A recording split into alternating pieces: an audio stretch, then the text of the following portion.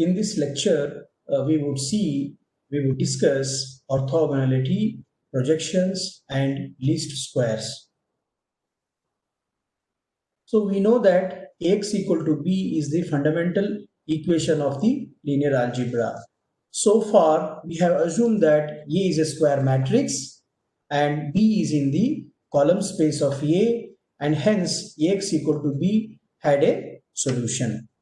And now, if A is a column, if A is a matrix, and a vector B, which is, if B is not in the column space of A as shown in figure here, then X has no solution. And now, what is the idea? And now the idea is to use the concept of projection. It is projecting B on A and getting Ax equal to B. And here X is not this same X, but it is called as Ax cap, right? So now, yes, so now you can see here that when I'm projecting B, so I'm getting a new point here, that is the P, and this represents the vector P. Okay, and now another way to see the matrix is through its physical appearance. And now if A is a rectangular matrix, Ax equal to B is often unsolvable, which implies that rectangular matrix, okay, that there are in the rectangular matrix there are either more unknowns than the number of equations, or less unknowns than the number of equations. In such a scenario, we would depend upon A transpose. So the matrix A transpose A will help us to find the vector X cap, right? That comes, so the solution through this A transpose will come as close as possible to solving Ax equal to B. And now let us see physically, let us see that suppose A is a matrix, rectangular matrix. I multiply A with A transpose and then it becomes a square matrix. And the equation Ax equal to B gets modified as A transpose A X cap equal to A transpose P. So now when we try to simplify A transpose A, we get a square matrix. A transpose B, we get another vector here, we get it, and then we need to solve X cap. So X cap is the approximate solution to this problem. And now the concept of projection is a foundation for many problems.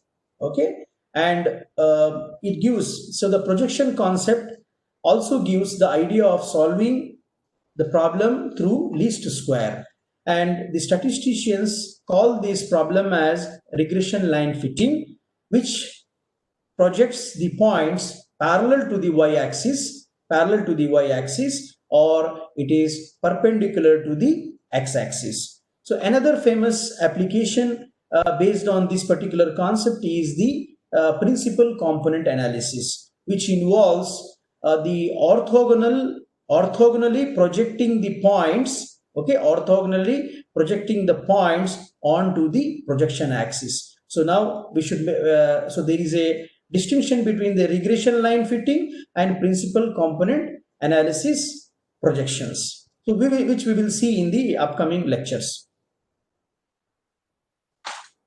So now orthogonal vectors and subspaces.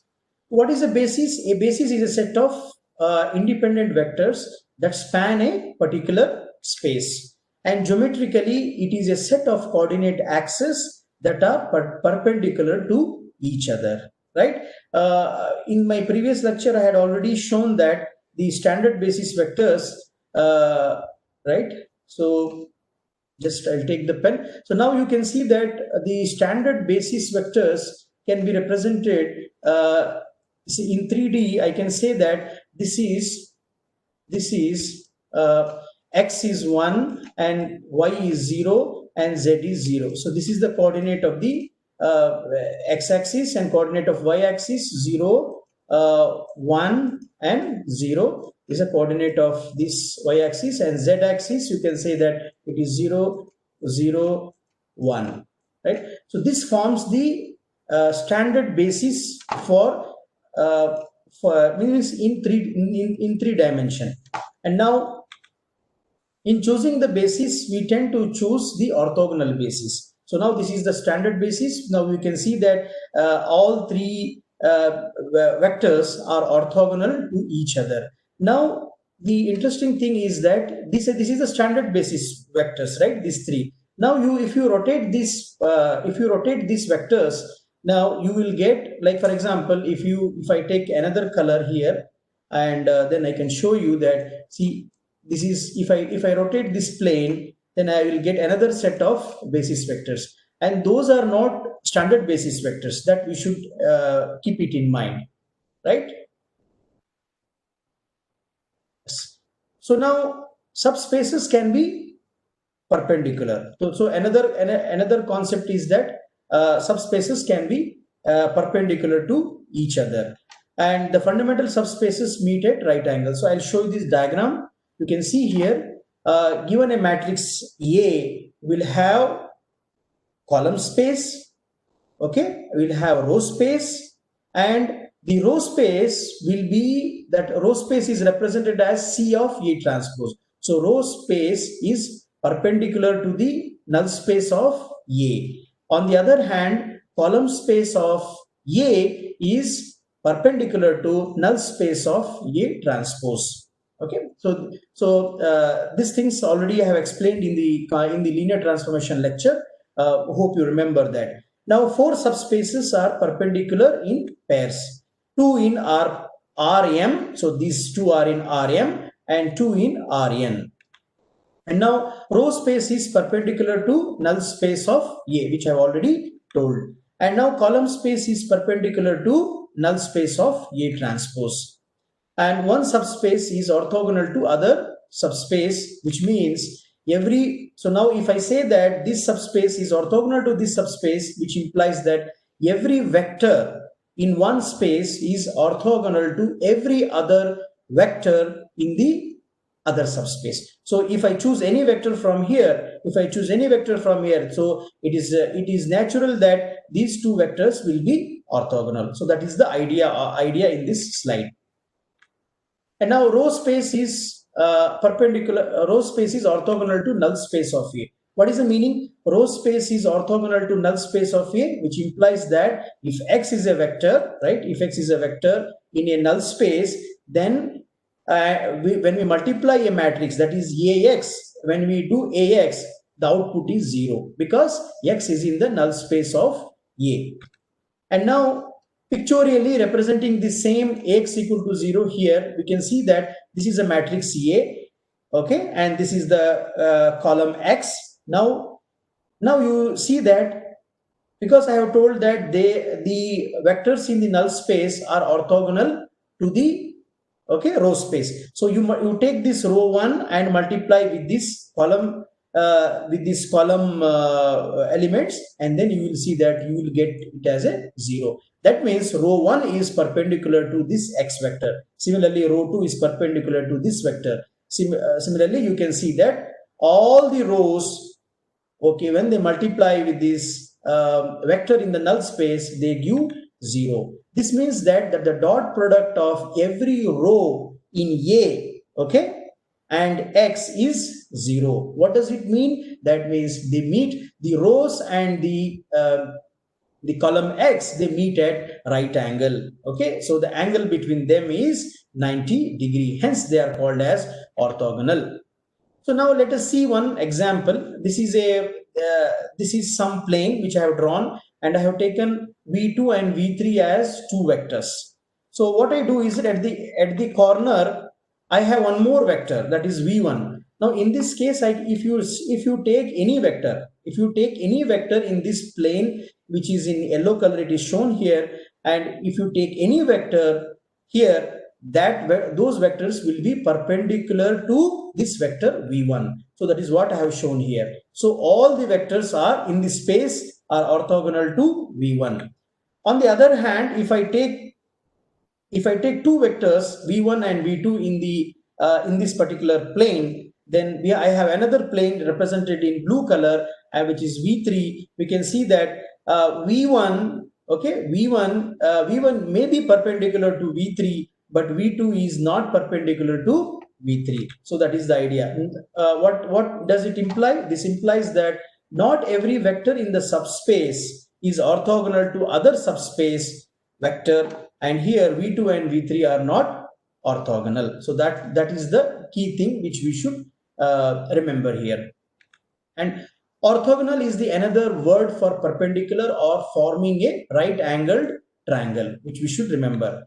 And length of a vector is also called as the norm, okay, which in the literature of machine learning image processing, you can see that this norm is being very popularly used here. It is represented by the modulus x symbol, which we have to remember. So what is modulus x? In two dimension, it comes from the hypotenuse of the triangle. Now, if you have two vectors, okay, and they meet at right angles, then the length will be then the length will be the hypotenuse, right? That is what it is being conveyed here. So I've shown one example. You can see this is the x plane, this is the x-axis, this is the y-axis. I have vector 2 and 3, and this is the coordinate representation. And now this is the x value. This 3 is the y value.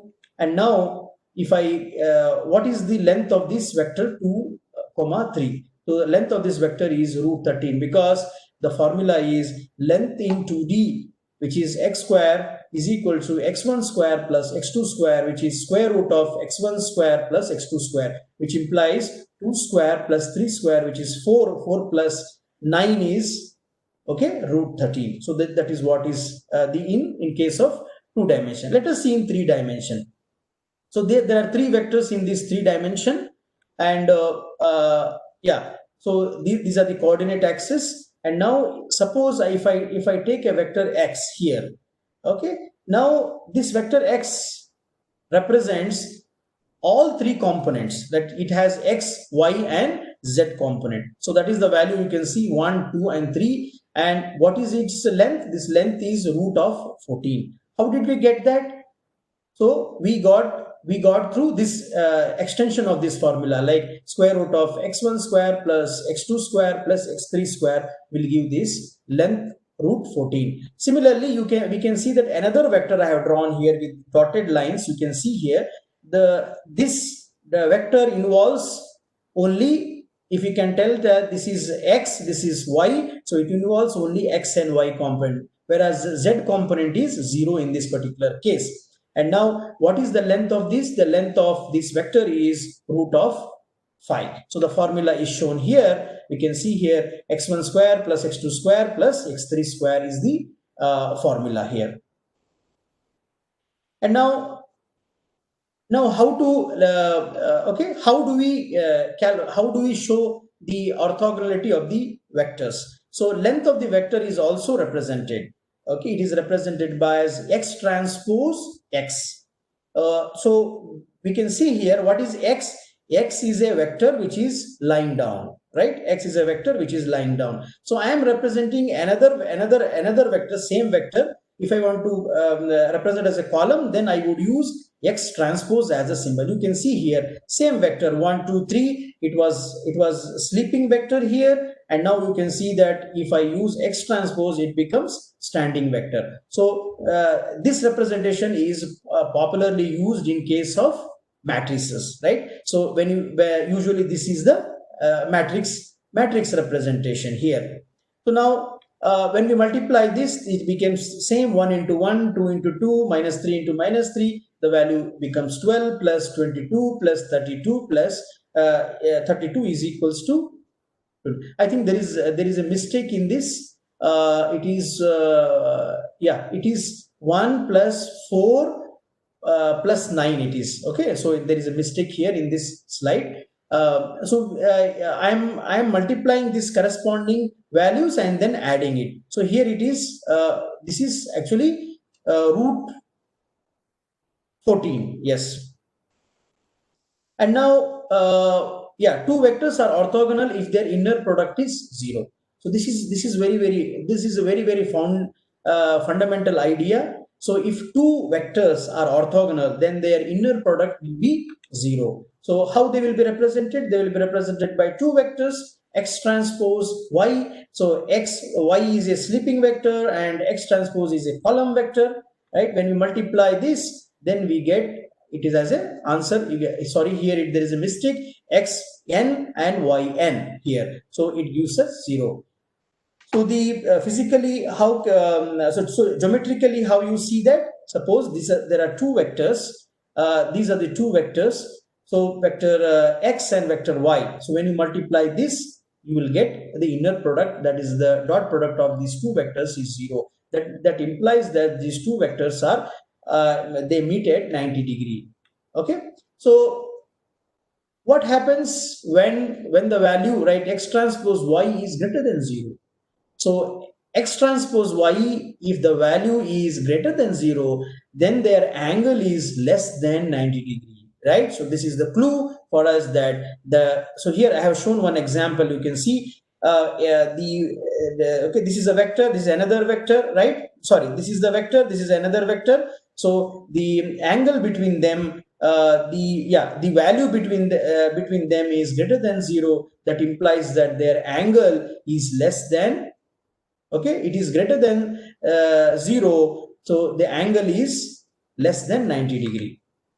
On the other hand, if x transpose y is less than 0, that implies that their angle is greater than 90 degree. So I have shown geometrically here. You can see if these two are the vectors and then x transpose y is less than 0, that means that this is more than this means that their angle is greater than 90 degree. And x transpose y generally refers to matrix X. So usually we multiply matrix times a vector, right? So this is represented as x transpose and this is a vector y. So every row will be every column. Suppose if we represent in this manner, then every row will be multiplied by every by this particular column. So if non-zero vectors v1, v2, vk are mutually orthogonal, then those vectors are linearly independent. That is the idea. So orthogonal, show that the two vectors x and y are orthogonal. Now I already told in the previous slide that if x and y are orthogonal, then they will be meeting at 90 degree and the dot product is 0. So let us check now what is the dot product of x and y. 1 into 2 is 2, 2 into minus 1 is minus 2, 3 into 0. So plus 2 minus 2. So the answer is 0, 0. The dot product is 0. Hence x and y are orthogonal. So which we can see here, the dot product is 0. And how to prove that x transpose y equal to 0? So this is through the Pythagoras theorem. So Pythagoras theorem, we take two vectors, they meet at right angle. So now this is x value, this is y value, this is x plus y value. So now you try to expand this. Right, already I have drawn this. So let me erase this.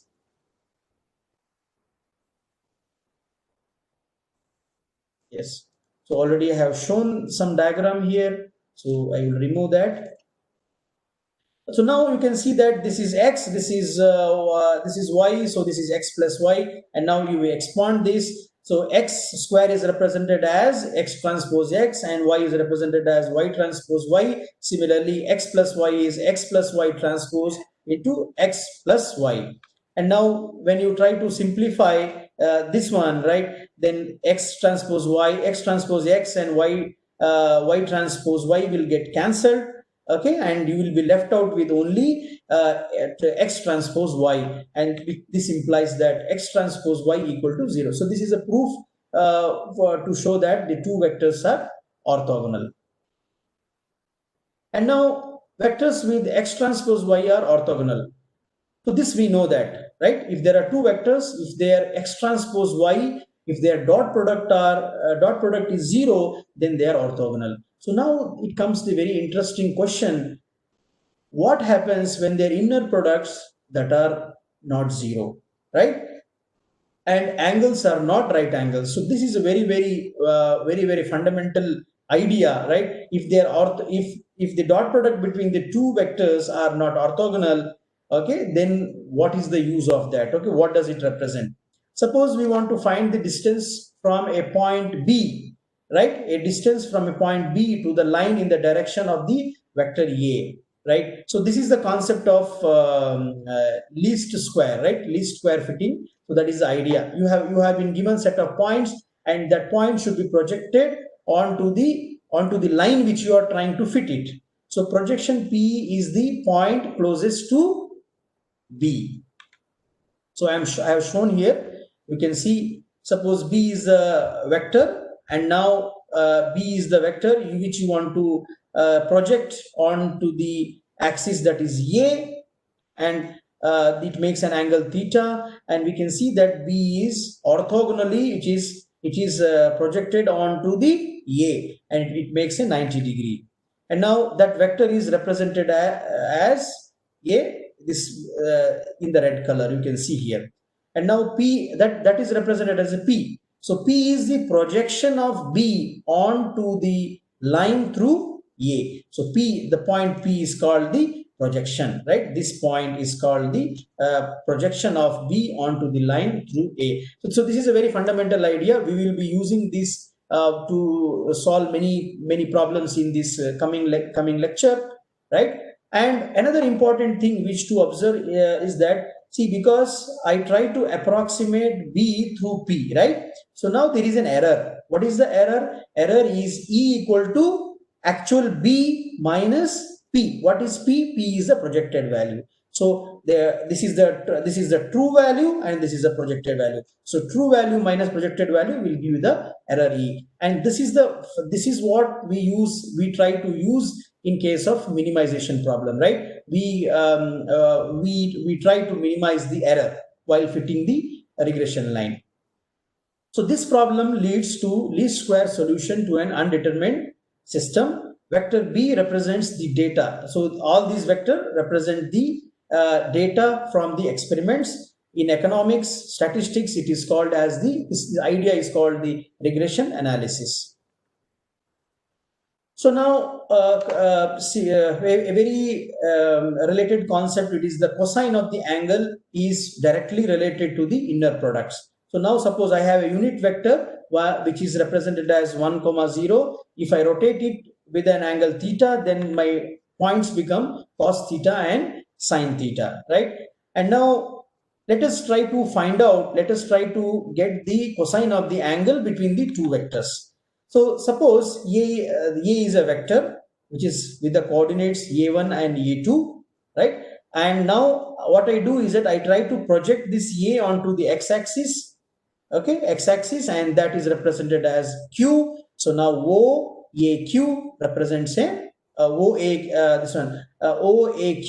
represents a right angle triangle, and the angle is represented as an right angle triangle, but the vector A is making an angle alpha with the x-axis. So that is the key here. Similarly, I will have another vector, and the length of this vector is represented as the modulus of A, norm of A. So what it is square root of A1 square plus A2 square. Similarly, I will have another vector. So the another vector whose the coordinates are B1 and B2, and now the norm of this B is modulus B, and now it is making an angle beta with the x-axis. And now you can see that what is the this vector is making an angle beta, this vector is making an angle alpha with x-axis. Now my interest is to find this theta. What is the angle between the two vectors A and B is the theta. So how can I represent? Theta is beta. Theta is equals to beta minus theta is equals to beta minus alpha will give you the theta. So now let us try to get the cosine formula, right? Cosine of the angle theta. So now we can see that by the parallel law of parallelogram, we can see that this vector, right? This vector is represented as B minus A, right? And the length of A is the hypotenuse in the OAQ triangle.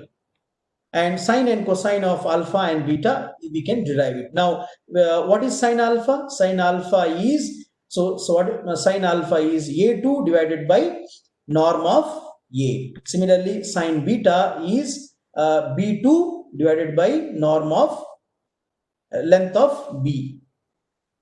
Similarly, it should have been A2, right? Similarly, cos alpha and cos beta, we can see here, this is the formula. Now, what is the cosine of theta? Cosine of theta is beta minus alpha, which I have already told you. So now apply cos theta on both sides. We get cos theta is equals to cos beta minus alpha cos beta, which is equal to cos beta into cos alpha plus sine beta into sine alpha, which implies A1 B1 plus A2 B2 divided by A and length of A and length of B. So this is similar to cos theta is now dot product of the two vectors, which is shown by A1 B1 plus A2 B2. So now here we can see that, okay, we can see that A transpose B, right? A transpose B is the dot product of the two vectors and the length of the two vectors is shown. So this is the formula for cos theta. And now let us, so the another concept, very important concept is projection onto the lines. So now I have been given set of points. How do I project, right? How do I project those points, okay, onto the line? So, but this should happen through through some matrix. So that is the key idea here. Projection of a point B onto a line A is P. So I have already shown this, which is some multiple P equal to X cap A. Okay, so this is the projection is represented as not X, it is X cap into A. The line from B to the closest point P equal to X cap A is perpendicular to the vector A. Let us not worry about that. I will show this in the form of a diagram. So then you will try to understand. So these are the coordinate axes, x-axis and y-axis. I have a what I call a line A, right? A line A which is passing through the origin, right? Now I have a point B. So a point B is some vector. So I want to project that vector onto the line A, right? Onto the line A. So this is the vector B, and now I'm projecting that point, this vector B onto the A, and this point is called as the P now, right? So it is this vector, red color, is now represents P. So the formula for P is P equal to X cap into A.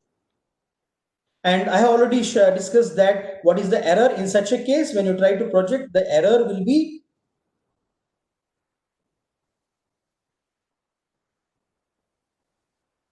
so the error will be E equal to B minus P, right? E is equal to B minus P is the error. So now we'll try to use this use the idea to derive the formula for the projection. So now what can I say is that we have a vector, we have a the projection line A, right? And we have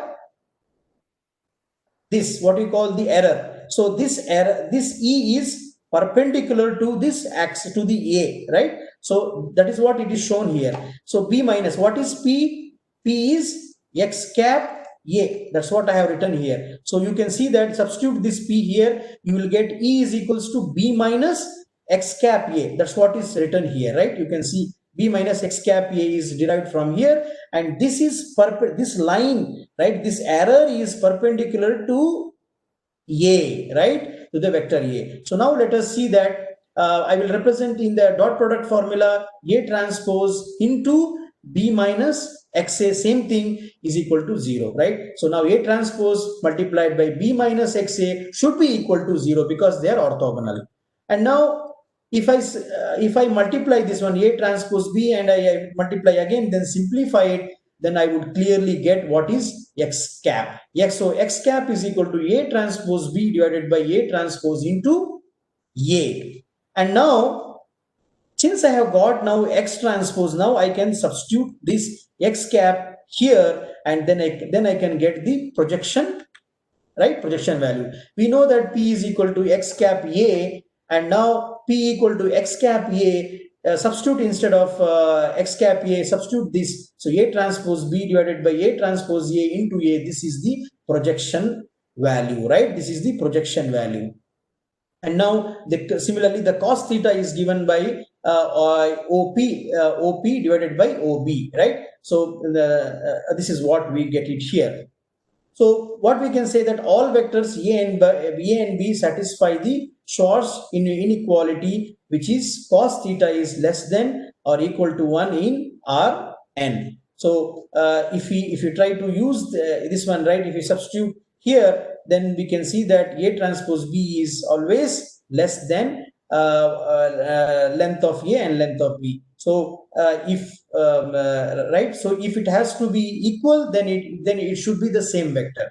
If you multiply the same vector into that, right, so if you multiply A transpose into A, then only you will get equal to, otherwise it is always less than or equal to. So let us see that with an example. So project B equal to 1, 2, 3, right? So this is a vector B. Okay, vector B is like this. So vector B project onto a line A, right? So line A is some vector is given here to get X cap and find the projection point here, find P here. So X cap is formula we already know, A transpose B divided by A transpose A. So the value is 2. And now the projection is P equal to X cap into A. So 2 multiplied by this A, right, multiplied by this vector, it gives 2, 2, 2. So that is the projection vector. So that is the projection vector P. What is the angle between A and B? The angle between A and B can be cos theta is equals to P by B. This is one way to say, or you can find using the A transpose B and right, divided by the length of A and length of B, right? So you get the, now the Schwarz, right? Schwarz inequality says that A transpose B is always less than length of A and length of B. So now you can substitute this one. You can substitute this. 6 is less than root 3 into, now you take it inside, and then 6 you represent as root 36. So if we write 6 as root 36, then root 36 always less than root of 42. So that is what is shown here. Also cosine is less than 1 because B is not parallel to A. So only okay, this can B is not parallel to A. This can happen. It will be equal to 1 only when A and B are same vectors. So another projection onto the lines, projection of B onto a line A, okay, lies at this is the projection, this is the projection formula, right? So which I have got previously, P equal to X cap A, and I substitute X cap A transpose B divided by A transpose A into A. So now I'll do some small trick, right? I try to rearrange this one. What I do is that I take B and put it A here. So P is equal to A into A transpose B divided by, same thing. The formula remains the same. Only thing is that I have just rearranged. So now this gives a very interesting, okay, concept called as projection matrix. So now this P is equal to, so what is this projection matrix? Projection matrix P becomes, so this becomes the projection matrix P. So now this, what is I have written here, P equal to A into A transpose divided by A transpose into A here. So this is the projection matrix, and when this projection matrix is multiplied with B, it gives the projection value. So now P equal to, this is the capital P, this is the capital P, P equal to capital P into B, where capital P is a projection matrix. P is a matrix that multiplies B and produces P. This is a column times a row, which you can see here, right? This is a column times a row, so it is a square matrix. So the numerator is a square matrix divided by the number. So this is a number. So this is a square matrix, Okay, this is a square matrix and this is just a one scalar number. So here, right, which it multiplies with B and gives the projection value. And the matrix that projects onto a line through A111 is this one. So let us try to find that.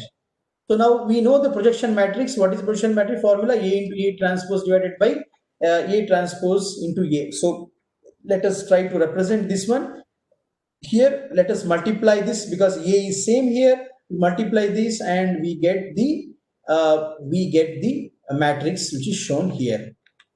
And now P is a symmetric matrix. You can see here P is a symmetric matrix. P remains same if A is doubled. So now if you take A as 2, 2, 2, when you try to again solve it, then the matrix remains the same. If its square is itself. So if you try to square the projection matrix, it also remains the same. So it is invariant to doubling. It is invariant to squaring. So that's what you can see here. I have doubled the right. I have doubled the value, that is 2, 2, 2, and then when I try to simplify this again, I get back the same matrix here. So same as before. And now project onto the theta direction in the xy plane. So now let us see that. Okay, we have a line. The line goes through A, which is cos theta and sin theta, and the matrix is symmetric with P square equal to P. So I'm just telling that I have a just a vector which is cos theta and sin theta. I represent using C and S.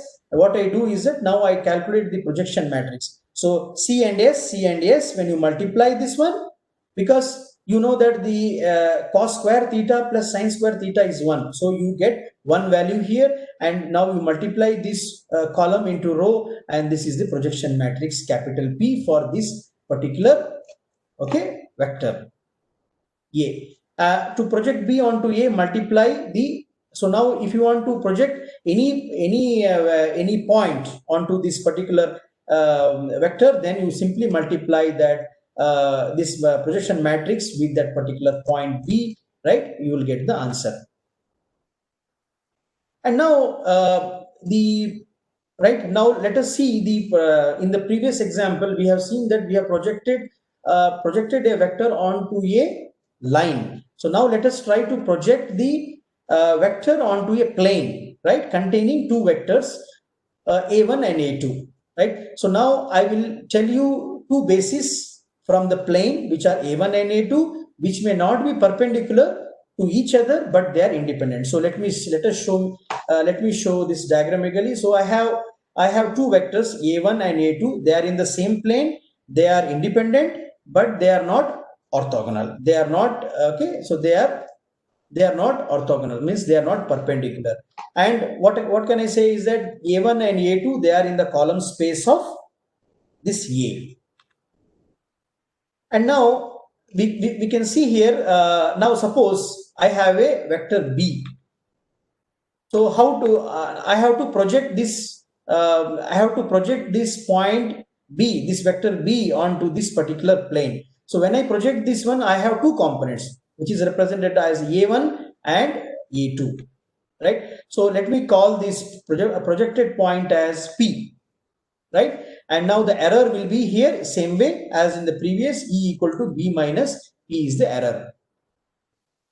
And now we have E equal to B minus P. Now same way, E equal to B minus P, which is perpendicular to this plane, A, containing two vectors A1 and A2. So now I will represent P as x1 A1, x2 A2, some multiple of the bases. And now what is this? This can be represented as a capital A in the form of a matrix notation. So we have a projection P equal to A x cap. Therefore, we have to find what is the x cap. And what is x cap here? We also have E equal to B minus P, right? Because we know that P is A x cap. We have written here A x cap is perpendicular to the plane containing A. So now what are the vectors in the plane? A1 and A2. So now I would try, because they are orthogonal, I would try to multiply A1 transpose T into this error value, right? B minus AX cap equal to 0, and this is equal to. So now these are two equations I represent in the matrix form. Put in a matrix form here, A1 transpose comes here, A2 transpose comes here, and now B minus AX is here, and we get 0, 0. So now we need to solve this, right? So now I will represent this A1 transpose and A2 transpose as A transpose, okay, and then B minus AX equal to 0. So now, now let us try to simplify this. So A transpose B, will go this side, right, and then and then A transpose into A X cap will be this. Will get this equation here. And now, since we need X cap here, right? So X cap, you keep it here and then take rest of the equation. Sorry, here there is a mistake. This is A transpose into A inverse, whole inverse, multiplied by A transpose into B. Now, what is the projection? Projection is, this is the X cap value. Now, projection is A into X cap. So now again, this X cap you substitute here. It becomes A into A transpose, sorry, again mistake here, A transpose into A whole inverse A transpose B. And the projection matrix is being, the projection matrix now the same way as I did it previously. What is this projection matrix? This projection matrix is, this is the projection matrix, right?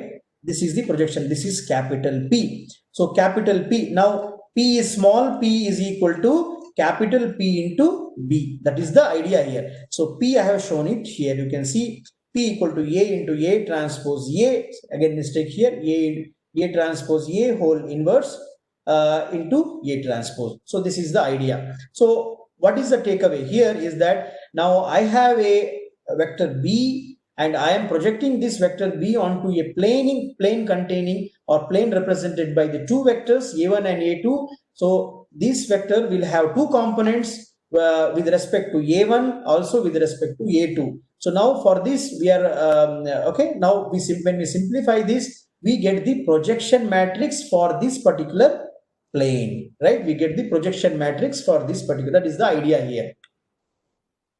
And now let us see. Yeah. So now the very important application of this projection is the least square fitting of the data. So this is a regression line, regression fitting line. Suppose we do series of experiments, right, and expect the output B to be linear function of the T. So this is what you can assume, that this is Y, this is X. Right, sorry, this is Y, output is Y, this is input is X. So that's what you can try to relate here. So this is Y equal to, you can read as Y equal to C plus MX. So that is the our generally we say that Y equal to MX plus C. So that is out. I have, but for the sake of simplicity, I have represented B equal to C plus DT.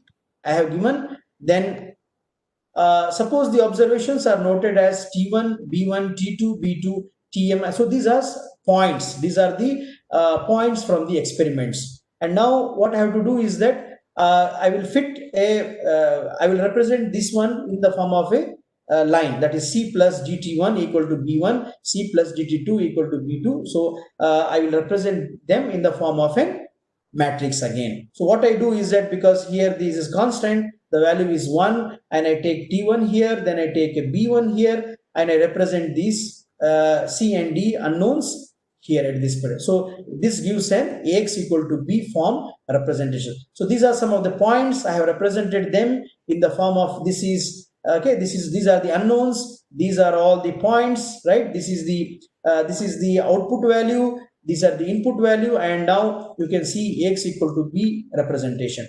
So what is the solution for this particular problem? So the best solution is approximate C, that is C cap, and D cap is the X cap that minimizes the squared error E square. So now what I am trying to do is that I am trying to fit a regression line, fit a line, right, least square line onto the points. So these are some of the points which you can see here, and now I am trying to fit a regression line through this particular point. And what will be the best best line? The best line would be that x cap that minimizes this squared error. We'll try to see that. What is this error? This error is represented as b minus. What is b? B is the actual output, right? B is the actual value, but whereas this is the predicted value. So now the output value minus the predicted value, you can see here, this is the actual value and this is a predicted value. So this will give the error here. And these errors,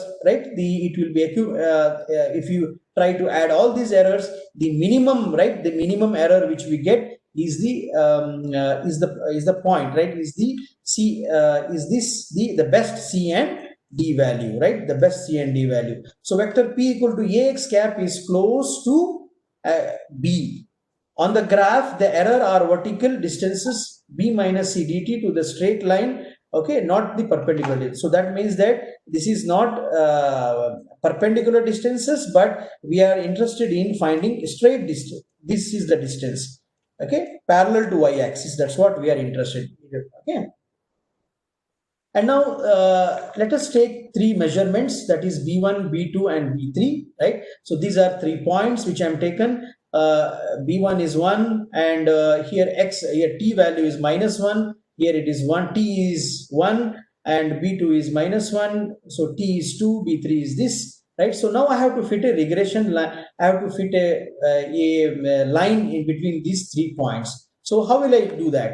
Suppose, so I'll fit one line here, and then, so what can I tell here is that, see, I have drawn a line here, but in practical, there are infinite lines which can be fit between these 3 points, right? So we have to start, right? We have to calculate the error and then try to fit the best line. So that is the idea here. So now what I do is that I try to project every point onto the line which I am trying to fit it. Okay, so in this case, B1 is projected here, and this green point, you can see that this is the projection value, and it is the error is represented as E1. Similarly, here B2 is projected and the error is represented as E2. Similarly, E3. And what I do is that Ax equal to B, right? Ax equal to B notation, I will try to represent them. C minus dt equal to 1, C plus dt equal to 1, C plus 2. So this is the point representation in the matrix form. So the matrix form, this will be represented as 1, 1, 1, minus 1. So now you represent 1, 1, 1 here, minus 1, 1 and 2 from here, and then C and D are unknown, and these are the B values which is brought here. So now you try to solve these equations, and then you try to get the, okay. So now if Ax equal to B, right? So this is in the form Ax equal to B, right? Ax equal to B. So if Ax equal to B, if this can be solved, then there would be no error. Okay. So that means the points are lying on the, whatever the points which you are trying to fit, all of them are lying on to the line which you are trying to fit it. So then there would be no error, but they can't be as the points are not on the line. So here it cannot be, there is an error. So they are solved by the least squares.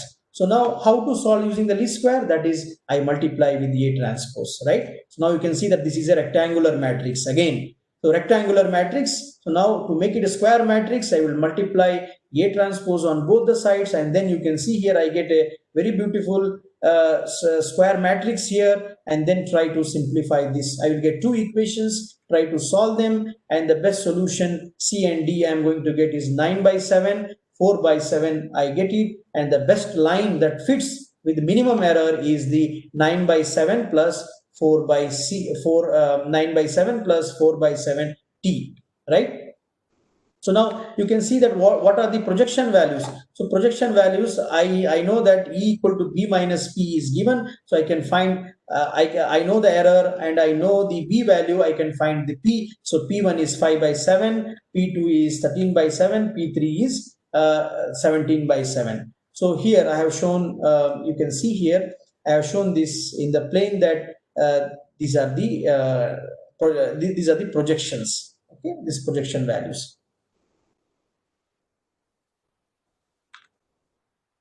And now we can see that how did we, so here in this case, how did we get P here? So P is equals to B minus E, right?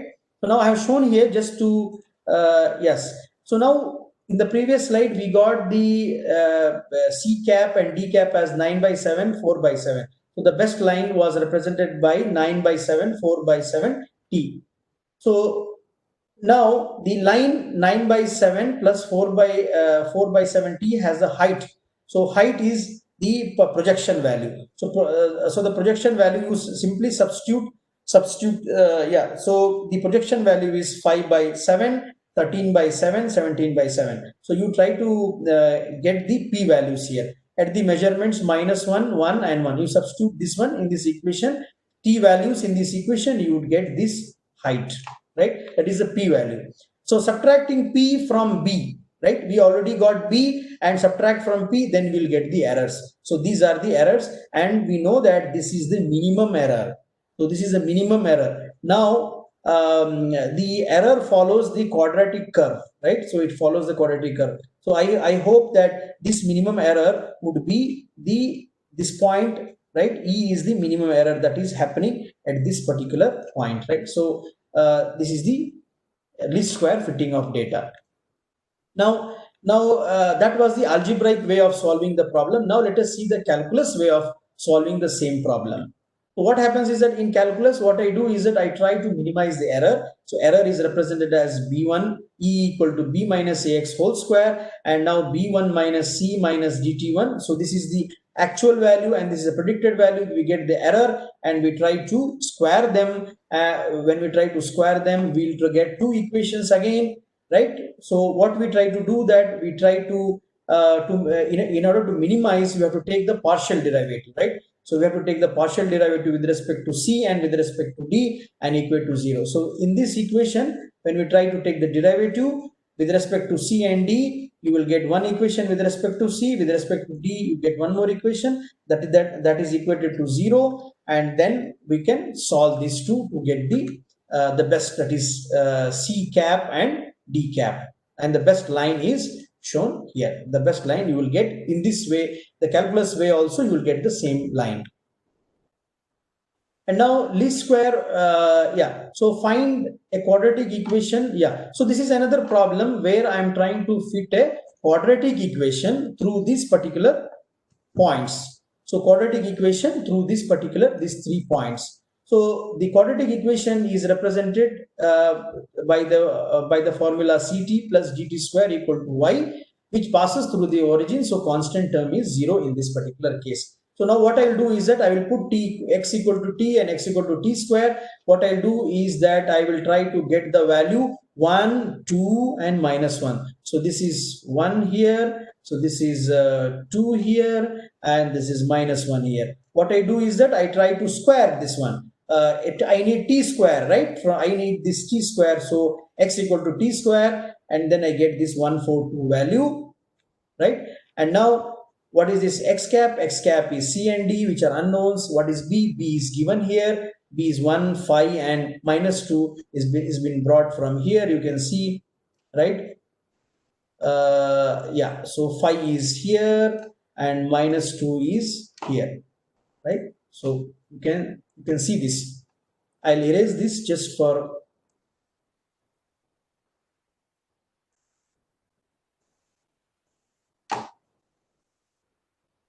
okay. So now my A is ready, X cap is there, and B is ready. So now we can solve the we try to solve using AX cap equal to B, but we know that we cannot solve because it is not, the lines are the line which we are trying to draw is not passing through all the points. So that is why we cannot solve this. So what we do is that we try to multiply.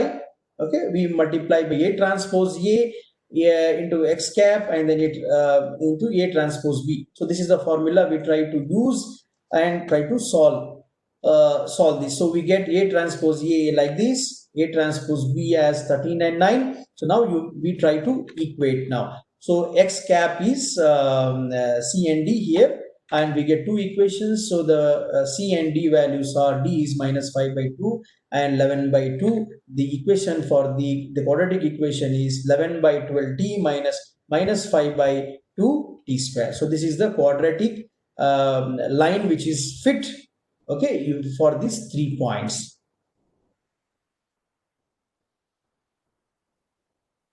So now in an orthogonal basis, every vector is perpendicular to every other vector. So in coordinate axis, they are mutually orthogonal. Divide each vector by its length to make it as a unit vector. So what I do is that the idea is to make an orthonormal basis. So given a vector, right? If you given a perpendicular orthogonal vectors, if you try to divide that vector with its length, then it becomes a orthonormal basis. Okay, so formally the vectors q1 to qn are orthonormal if they follow this particular so when I is not equal to j, okay, giving the orthogonality, and when I equal to j, giving the normalization. So a matrix with orthogonal columns will be called as q here. It is having a unit length. So that is the idea here, orthonormal columns. The most important example is the standard basis. So standard basis, we already know, I have already shown that the standard basis are the coordinates of the xy plane. That is, for xy plane, the best known axis is E1, that is x-axis with 1, 0, and y-axis is 0, 1, are not only perpendicular but horizontal and vertical, right? So Q2 here is identity matrix. Q2 here is an identity matrix, right? So you can represent 1, 0 and 0, 1. So this is an identity matrix here. So in n dimension, the standard basis E1 to En again consists of columns of Q equal to I. So the standard bases are always an identity matrices. So the standard basis E1 is given as, for E1 is given as 1, I followed by all zeros. Similarly E2 0, 1 followed by all zeros. En all zeros, last except last one, that is 1.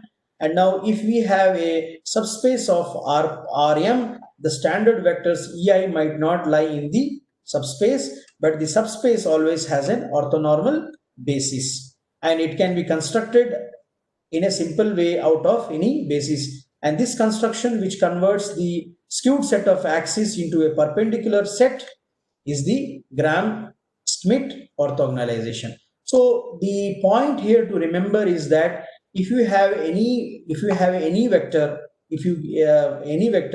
we can make it as an orthonormal basis, right? We can make it orthogonal by using the idea of Gram-Schmidt orthogonalization, right? So converts the skewed set of axes. The idea here is that it converts the skewed set of axes into the perpendicular set, and it is the Gram-Schmidt orthogonalization.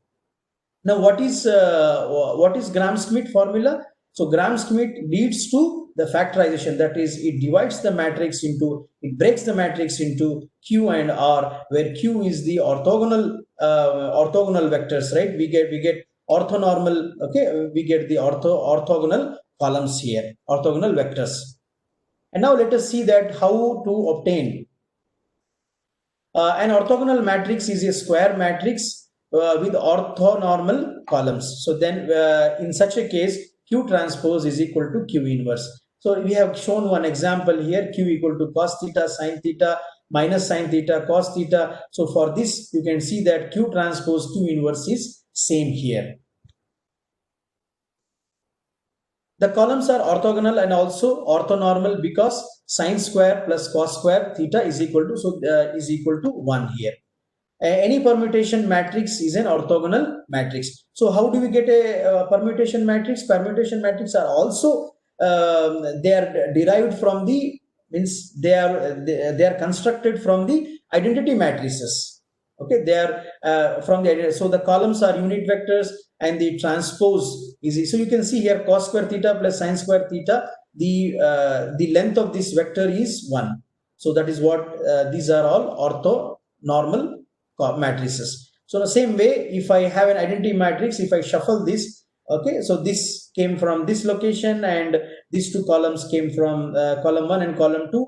Then so this is the permutation matrix, which is okay, permutation matrix. And then here P inverse equal to P transpose, and you can see that P inverse here in this case, this permutation matrix P inverse is equal to P transpose.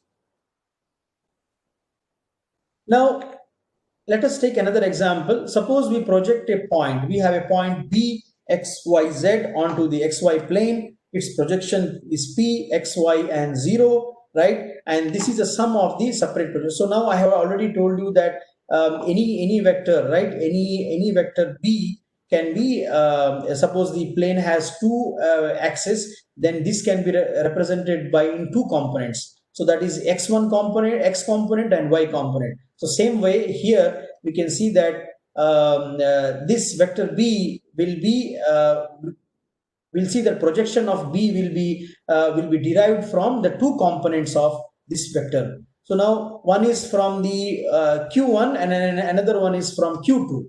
So this you can see that vector Q1 we got from here, and then we multiplied, then we got X component from Q1. Similarly, from Q2, we multiplied and then we got Y component from this one. So now when you try to add Q1 and Q2, so the overall projection matrix is Q1 into Q1 transpose, Q2 into Q2 transpose. So now when you try to add these two, then we'll try to get the projection matrix here.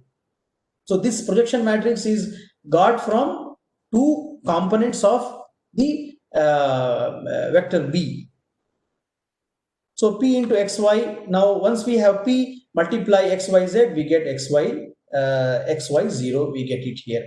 So projection onto a plane is equal to sum of projections onto the orthonormal Q1 and Q2. This is the key idea here. Projection onto a plane is equal to sum of projections onto the orthonormal Q1 and Q2. So when the so this is another example to show that when the measurement times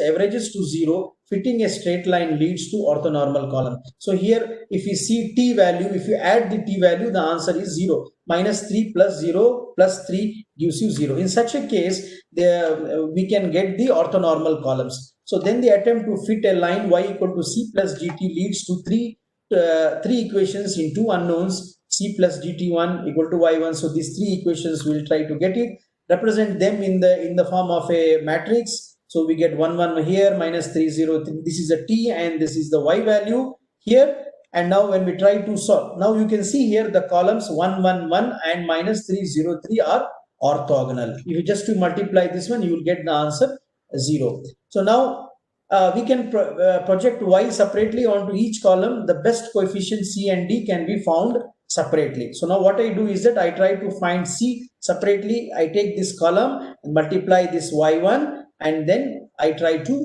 get the c value here. And this is the d value. So I take this column here again, multiply this y1, y2, y transpose, and then get the d value. So notice that C cap is the mean of the data. C cap gives the best fit by a horizontal line, and so where dt is the best fit by a straight line through the origin, the columns are orthogonal. So the sum of these two separate pieces is the best fit by the straight line whatsoever. And let us go to the Gram-Schmidt process. So suppose you are given three independent vectors A, B, and C, A, B, C, and they are orthonormal. To project a vector V onto the first one, you compute A transpose V into A.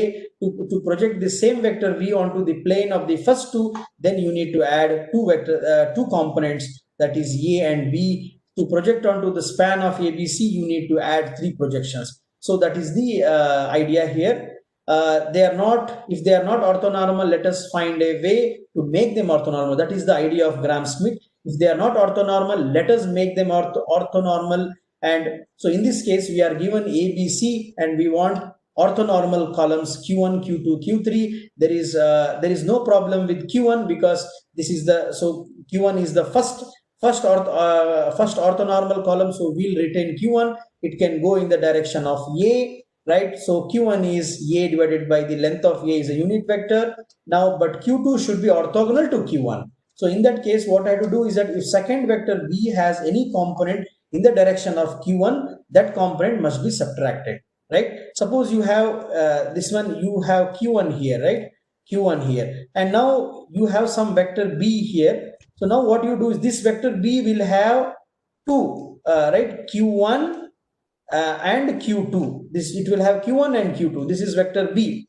So now what happens is that I should subtract the q1th component of this b from b to get q2, right? So now you can see that the second vector b is the vector b, okay, the vector b minus the q1th component of b. So that is the way I get here. Similarly, this is the length, and now I have reproduced it again. You can see here q1 is this orthonormal, and q2 from b I have to get q2. So what I do is that q2's component, q2's b, okay, this b's b component I will, so b equal to b minus q1 transpose b into q1, that should be subtracted, and then you get the third orthogonal direction starts with vector c. It will not be in the plane of q1 and q2, which is in the plane of a and c, right? So the third vector is c equal to c minus q1 transpose. So from the third vector I have to subtract its component, right, from q1 as well as q2. So now this I'll summarize this one in the form of a matrix. We can see here. So this is the overall idea of Gram-Schmidt, to subtract from every new vector its component in the direction that has been already settled. Okay, so first was the q1, next one q2, next was the q3. So if you want to represent q3, then from that particular vector you should subtract q2 and q1 component. That is the idea. So let us see this in the form of an matrix, right? So this is one example I have shown. Suppose the independent vectors are a, b, c, and we want to have to get q1, q2, q3. So these are three vectors, and now my intention is to find q1, q2, q3. To find q1, let us make the first vector into unit vector. So this is as it is, q1 is equal to a1 by 2, and now the second vector, we know that second vector b is equal to b minus its component in the direction of q1. So that is this b minus. Now I try to okay, so this is the value here, and then subtract this, you get this particular value. So q2 is this, I get the q2. Similarly q3, similarly c is here, and c minus q1 transpose b into q1 minus q2 transpose b into q2. I have to subtract these values, and then I get 0, 1, 0. So now this is the q3, and now the orthonormal basis which has obtained from this ABC are q1, q2, q3. So this represents the orthonormal basis. And now, yes, so now you can see that this gives, the whole idea gives the QR factorization.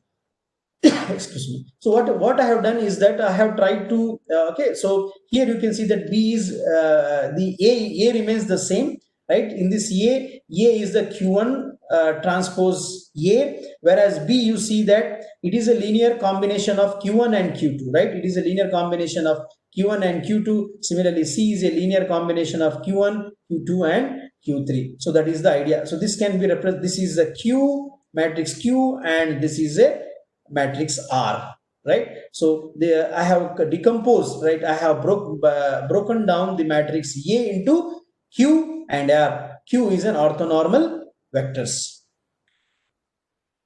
So thank you. So these are some of the references which I have used here. So thank you.